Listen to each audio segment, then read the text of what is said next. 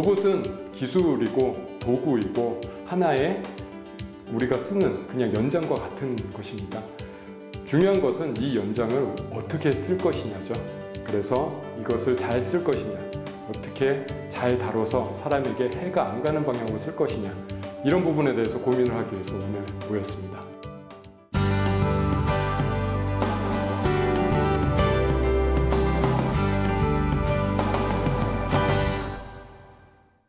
안녕하세요, 여러분.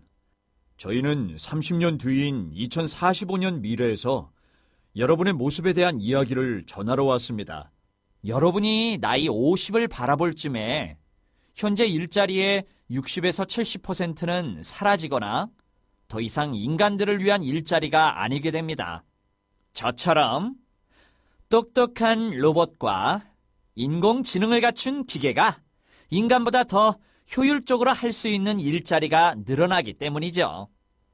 자동차가 나오면서 도로에서 말이 사라졌듯이 교통사고가 안 나는 무인 자동차가 나오면 택시, 버스, 대리운전, 화물차, 택배 등 운전사란 직업은 사라집니다.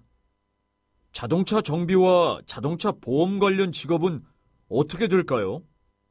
마찬가지입니다. 사라지게 됩니다.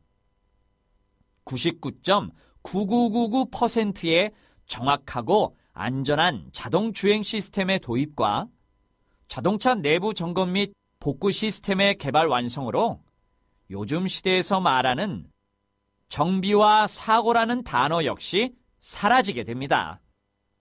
30년 뒤면 인간의 평균 수명도 훨씬 증가할 텐데 많은 인간들이 앞으로 어디서 돈을 벌어서 먹고 살아야 할까요? 하루 종일 일하는 로봇이 인간을 대체하면 생산성은 엄청나게 높아집니다. 여러분이 원하는 물건과 서비스가 지금보다 훨씬 저렴한 가격으로 순식간에 제공될 겁니다. 새로 나온 무인 자동차를 지금의 휴대폰 가격으로 살 수 있다고 상상해 보세요. 그리 나쁜 세상은 아닙니다. 이제 안정된 일자리를 소망하는 2015년의 젊은이들에게 묻습니다. 여러분은 30년 후에 어떤 일을 하면서 살고 싶습니까? 여러분이 진정으로 원하는 일자리는 어떤 모습입니까? 그런 꿈을 이루기 위해서 이 나라의 미래를 어떻게 바꿔나가야 할까요? 지금 젊은이들이 함께 꾸는 꿈은 미래가 됩니다. 안녕하세요. 한양대학교 융합시스템학과의 한재권입니다. 오늘같이 이렇게 청년 여러분들 앞에서 로봇 기술이 30년 후 우리 일자리에게 어떤 영향을 줄 것인지에 대해서 진지하게 한번 얘기해 보고 싶었습니다. 과연 로봇 기술이 우리 사회를 더 좋은 방향으로 이끌어 나갈까요? 로봇 기술이 발전한다는 것은 로봇이 인간 대신 인간이 하기 힘들고 어렵고 심지어 귀찮은 일을 대신해 나간다는 것입니다. 다시 말해서 인간의 직업을 뺏는다는 말과 같습니다. 좋게 보면 사람을 편하게 만든다는 것이지만 나쁘게 보면 우리가 해야 될 일을 로봇이 대신하고 우리의 직업을 빼앗는다는 것을 얘기합니다. 우리가 수년 내에 무인 자동차를 보게 될 것입니다. 2017년을 목표로 구글은 무인 자동차 상용화를 추진하고 있습니다. 구글뿐만 아니라 자동차 완성 업체들, 메르세데스 벤츠, 아우디, 그다음에 도요타까지 무인 자동차 개발에 박차를 가하고 있습니다. 이미 네바다주에서는 메르세데스 벤츠의 무인 트럭이 운행을 하고 있는 상황입니다. 그런 것들이 나오게 되면 택시 운전, 트럭 운전 그런 것을 비롯해서 유통업에 종사하시는 분들의 일자리는 아마도 많이 줄어들 겁니다. 우리가 인간이 해야 될 일이라고 생각했던 많은 부분들이 지금 현재에도 컴퓨터에 의해서 대처되어 나가고 있습니다. 우리 곁에서도 볼 수 있습니다. 지금 여기 오시면서 혹시 고속도로 지나오신 분 계시나요? 하이패스 하나가 생길 때마다 3명의 일자리가 없어집니다. 지금 현재에도 기계가, 컴퓨터가, 로봇이 일자리를 대처해 나가는 것은 현재 진행형입니다. 미래의 일이 아닙니다. 솔직히 말하겠습니다. 제가 비록 로봇을 개발하는 사람이지만 로봇 기술에 발달은 끝이 없을 것 같습니다. 그래서 인간을 편하게 만들고자 하는 로봇 기술이 그렇게 큰 변수가 없는 한 우리 일자리를 많이 대신해 나갈 것이 분명합니다. 그런 과정에서 큰 기회도 열릴 것이고, 그리고 새로운 일자리도 생기겠지만, 우리가 알고 있는, 지금 하고 있는 좋은 일자리의 대부분은 사라지거나 아니면 파트타임 형태로 변할 것입니다. 10년, 15년 이후에는 뭐 그 정도는 괜찮을 수도 있습니다. 하지만 30년 그 후를 예상한다면 지금처럼 풀타임으로 일하는 형태는 아마도 없어질지도 모릅니다. 그 모든 국민들에게 안정적인 풀타임의 직장을 제공한다는 것은 오히려 모순적인 상황에 부닥칠 수도 있습니다. 제가 너무 비관적으로만 보나요? 사실 그런 고민을 하고 있습니다. 로봇을 개발하는 사람이지만 내가 하는 일이 과연 인간을 불행하게 만드는 게 아닐까라는 걱정을 하고 있습니다. 저는 정말 그래서 우리 청년들의 미래를 고민하게 되었습니다. 풀타임으로 일하고 평생 동안 같은 일만 하고 할 수 있는 그런 일자리의 수는 점점 줄어들 것인데, 우리는 그곳만 보고 무한 경쟁을 지금 하고 있습니다. 그렇게 계속 가면 우리 젊은이들과 우리 사회는 불행해질 수밖에 없습니다. 개개인이 알아서 열심히 공부해서 열심히 일해서 출세해라, 출세하지 못한 건 너 탓이다, 이런 우리의 사고방식은 이제 바뀌어야 될 때가 온 것일지도 모릅니다. 오늘 주제가 좀 무겁게 나가기 때문에 제가 일자리에 대한 근본적인 질문을 한번 던져보겠습니다. 다른 데 가서는 이런 얘기를 한 기회가 없거든요. 여러분, 왜 일자리를 원하시나요? 왜 일자리를 그렇게 원하시길래 도서관에 처박혀서 스펙을 쌓고 계십니까? 정말로 일 자체를 갖고 싶었습니까? 아니면 일을 해야 돈을 벌 수 있어서입니까? 어느 쪽입니까? 분명 이 일을 하는 것이 행복인 사람들도 분명 있습니다. 저도 그 중에 한 사람이고요. 하지만 사회생활, 제대로 된 사람이 되기 위해서, 또는 부와 명예를 얻기 위해서 일자리를 원하시는 분 분명히 있을 겁니다. 저는 솔직히 더 많을 거라고 생각을 합니다. 그런데요, 만약 내가 노동을 하는 것이, 일을 하는 것이 부를 쌓거나 명예를 얻는 것과 관련이 없다면 그때는 어떻게 하시겠습니까? 상상을 해보는 겁니다. 그때도 스펙 쌓기 위해서 도서관에서 열심히 공부하실 겁니까? 결국 로봇이 우리에게 가져올 문제의 핵심은 로봇이 어떻게 개발되느냐의 문제가 아니라 로봇을 어떻게 쓰고 우리가 사회 시스템을 어떻게 만들어가냐의 문제라고 생각을 합니다. 그래서 직업의 패러다임을 어떻게 바꿔나갈 것이냐, 우리가 우리 사회를 어떻게 개조해 나갈 것이냐, 그래야 우리가 로봇을 부작용 없이 우리 사회에 들여올 수 있을 것이라고 생각을 합니다. 오늘 우리 청년들이 머리를 맞대고 지혜를 모은다면, 그리고 또 우리 사회를 어떻게 개조해 나갈지 논의한다면 해결책은 분명히 있을 거라고 믿습니다. 저는 우리 인간의 직업이 없어지는 것이 아니고 보다 인간적인 일로 옮겨가는 그런 현상이었으면 좋겠다는 바람을 가지고 있습니다. 저는 이쯤에서 물러나겠습니다. 오늘 참석하신 청년 여러분들의 진솔한 논의를 기대하겠습니다. 오늘같이 청년 여러분들의 집단 지성이 계속 모이면 결국 미래에 대한 해답을 찾을 수 있을 거라고 생각을 합니다. 아무리 로봇 기술이 발전하더라도 역시 사람이 희망이고 청년 여러분들이 우리의 희망이기 때문입니다. 감사합니다.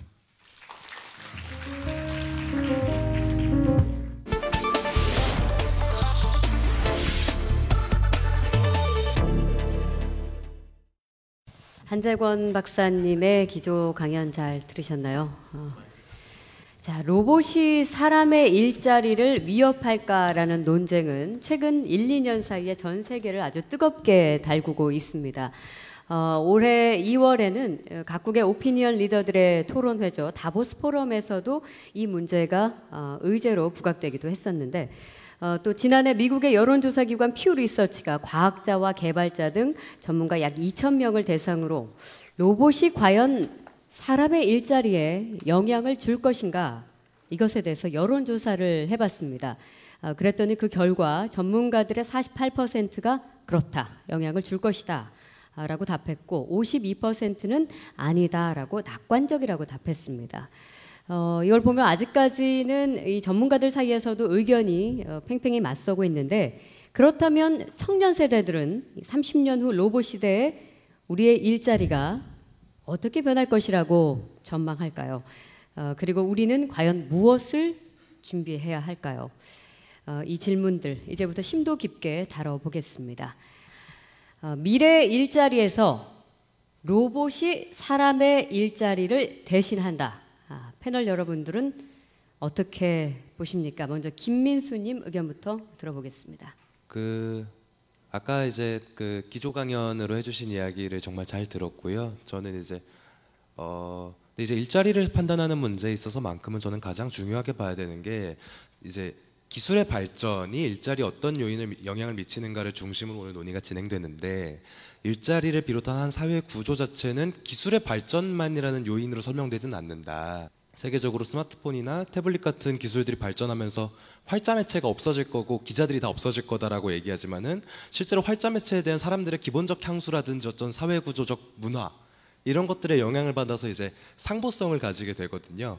저는 이런 부분들을 좀 종합적으로 고려해 나갈 필요가 있겠다. 또 한쪽으로는 아까 언급해 주셨던 하이패스 같은 사례들도 하이패스의 도입이 일자리를 없애는 과정에서의 사회적 합의나 토론의 과정들이 어떻게 조직되는가, 이런 것들을 주목할 필요가 있겠다라는 의견을 드리고 싶습니다. 자, 자동화 기계와 같은 로봇의 발전으로 결국 미래에는 이제 고도의 기술력이나 어떤 창의력을 가진 아주 소수만이 일할 수 있는 그런 비관적인 견해도 있습니다. 영국의 옥스퍼드 대학의 미래 보고서에서는 앞으로 20년 안에 지금 현재 인간이 하는 일자리의 47%가 사라질 것이라고 했거든요. 그리고 그 일자리를 로봇이 대체할 것이다, 이렇게 내다봤습니다. 소수를 제외한 다수의 사람들이 일을 하지 않는 사회, 이에 대해 가장 시급한 대비책으로 떠오르는 게 국가가 이제 최저 생활비를 보장하는 기본소득제도인데요.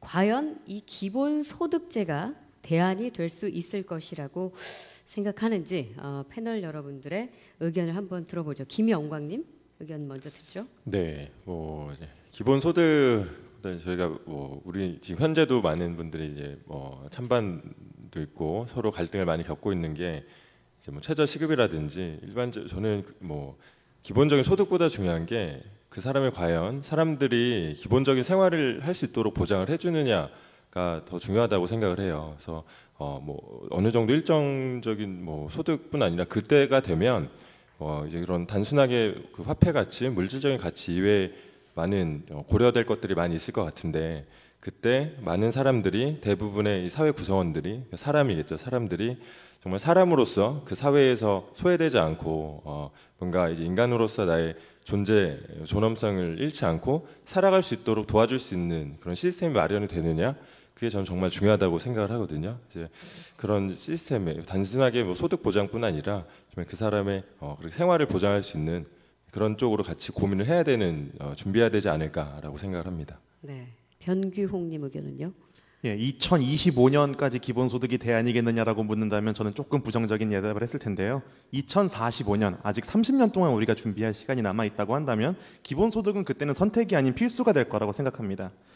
지금만 하더라도 우리가 선별적 복지라고 하는 것에 대해서 많이 이야기를 하고 있어요. 이 사람에게는 이러한 종류의 복지가 필요할 것이다. 저 사람에게는 저런 종류의 복지가 필요할 것이다.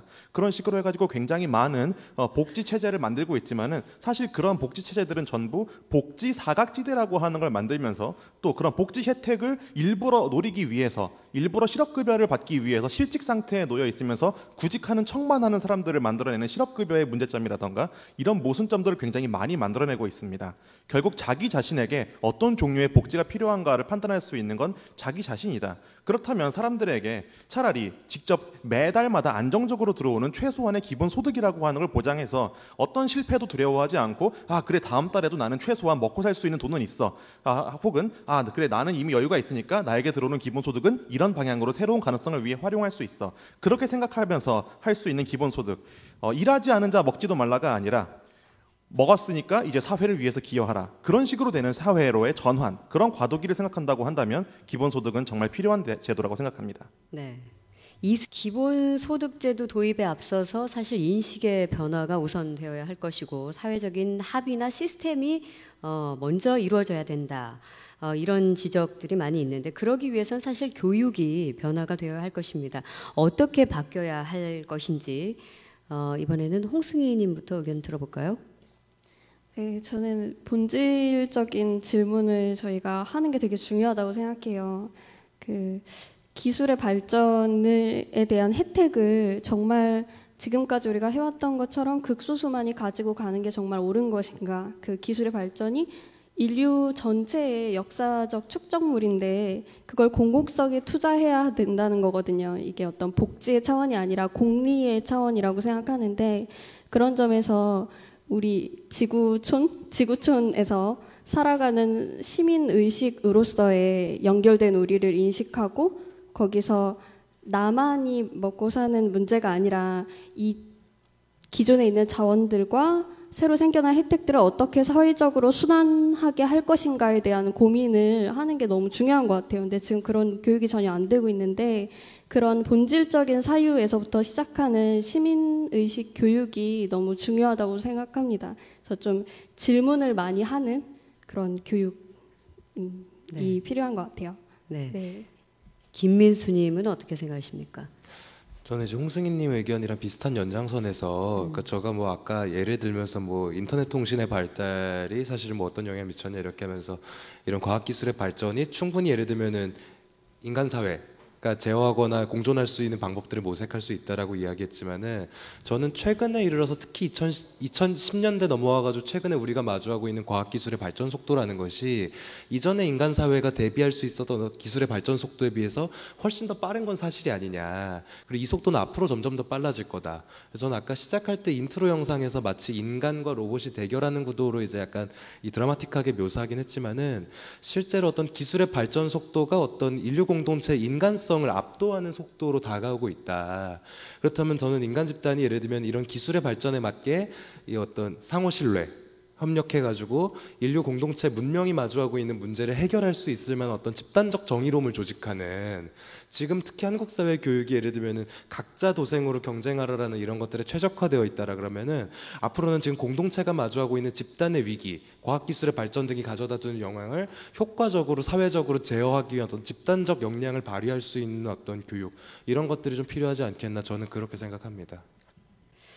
시민사회, 시민의식 교육 필요하다라는 의견을 공통적으로 내주셨습니다. 기본소득제도와 새로운 교육 시스템 이외에도 또 어떤 대비를 지금부터 해야 될까요? 네. 처음에 사람들이 뭐 불을 발명했을 때도 그렇고 뭐 자동차를 발명했을 때도 그 반가워하는 사람보다는 굉장히 반대하고 무서워해서 피했던 사람들이 더 많다 그래요. 근데 지금은 사실 로봇 관련한 뭐 영화들만 봐도 사실 이렇게 사람한테 착하게 해주는 로봇들의 영화보단 사람들을 파괴하고 죽이고 무너뜨리는 그런 영화들이 많은 걸 보면 그 불안감들을 좀 대변하고 있는 것 같아요. 근데 저희가 이렇게 막연한 불안감보다는 이제 그것들을 어떻게 불안감을 좀 내려놓고 아직 우리가 존재하고 있고 앞으로 계속 존재할 존재들이기 때문에 그런 기술들을 현명하게 좀 쓸 수 있을지 그런 준비를 같이 이야기를 하는 그런 이런 공론의 장들이 계속 만들어져야 되지 않을까라고 생각을 합니다. 미래가 불안한 이유는 사실 변화의 가능성이 너무 많기 때문에 예측하기 어렵기 때문이죠. 바꿔 말하면 미래의 주역인 여러분들이 얼마든지 미래를 변화시킬 수 있다는 뜻이기도 합니다. 미래세대 정상회담에 오늘 참가한 패널분들이 꿈꾸는 30년 후의 미래는 어떤 모습일지 짧게 김영광님 의견부터 듣겠습니다. 네, 어느새 시간이 종료가 됐는데 30년 후가 제가 이제 거의 60 정도 되는데 여기 계신 분들도 이제 30년 후에 모습을 한번 생각을 해보셨으면 좋겠어요. 그때 과연 단지 로봇 때문에 우리가 불행할 건가라는 질문을 던져보면 그건 아니라고 저는 생각을 하거든요. 이제 현재 사실 지금 로봇이 없어도 뭐 많은 사람들이 지금 불행하고 어려움을 겪고 있고 현재도 많은 문제들이 있는데 단순히 로봇만의 문제는 아니라고 생각을 합니다. 이제 앞으로 우리가 이런 자리가 계속 저는 30년 후에도 이런 자리가 있어서 이런 그때 존재하는 문제들을 함께 해결할 수 있는 그런 기회의 장들 그리고 함께 해결할 수 있는 그런 참여의 장들이 많아지는 그런 30년 후를 기대합니다. 네, 홍승희님. 지금의 제 일자리가 없어진다면 행복하지 않을 것 같아요. 그러니까 일자리라는 것의 본질은 내 의미를, 내 삶을 사회적 관계 속에서 어떻게 실현하느냐인 거잖아요. 그런 점에서 저는 일자리가 미래에도 꼭 필요하다고 생각하고 돈을 받던 받지 않던 사실 지금 제가 돈을 많이 버는 건 아니지만 그래도 제가 행복한 이유는 사람들 속에서 제 의미를 실현하면서 살고 있기 때문이거든요. 그게 소득이 적더라도. 저는 모든 사람들이 저처럼 노동을 할 수 있게 되는 세상이 제 꿈이에요. 지금은 하고 싶은 일과 해야 하는 일은 다를 수밖에 없다. 현실은 뭐 그렇지 않다. 이게 일반적인 통념이잖아요. 근데 그렇지 않다고 생각하거든요. 우리는 영혼을 꼭 두고 출근해서 일을 하고 거기서 좀비가 돼서 집에 돌아와서 다시 영혼을 챙기고 이렇게 살고 싶지 않아요. 그러니까 그렇게 살지 않아도 되는 환경일 수 있는 게 미래 사회라고 생각하거든요. 그 혜택이 잘 분배만 된다면. 그러니까 지금은 저도 뭐 먹고 살기는 힘들지만 그래도 저는 가난을 각오하고라도 하고 싶은 걸 하는데 이런 욕구를 가지고 있는 청년들이 너무 많은데 이걸 하기 위해서는 가난을 너무 많이 감수해야 되는 거예요. 그래서 기본소득제가 너무 필요하다고 생각하고 그래서 미래 사회는 좀 기본적으로 지금 스마트폰이 없고 자동차가 없는 사람들이 되게 많잖아요. 기술이 발전돼도 소외됐잖아요. 그러니까 소외되는 사람 없이 누구나가 이 기술의 혜택을 누리면서 자기를 실현할 수 있는 그런 세상이 됐으면 좋겠습니다. 네. 한 미래학자는 미래는 여러 가지 모습을 가지고 있다고 합니다. 그런데 인간은 그 중에 한 모습을 선택하는 것이라고 말했어요. 자동화 기계와 로봇이 인간의 많은 일자리를 대체하는 추세는 뭐 계속 빨라지고 있습니다. 이러한 변화는 아마 여러분의 미래에 큰 지각 변동을 가져오게 될 것입니다. 그런데 이 지각 변동이 여러분의 삶에 축복이 될지 아니면 재앙이 될지는 여러분에게 달려 있습니다. 효율성과 생산성 증가만을 위한 로봇 발전이 아니라 인간다움의 가치를 지키고 또 로봇과 함께 공존할 수 있는 그런 발전을 위한 여러분의 인식 변화 그리고 공감이 필요하고 그것은 분명히 30년 후의 미래를 바꿀 것이라고 생각합니다. 그리고 새로운 대한민국을 만들 겁니다. 자, 오늘 미래세대 열린광장 2045를 여기서 마치겠습니다. 참여해 주신 모든 여러분들 고맙습니다.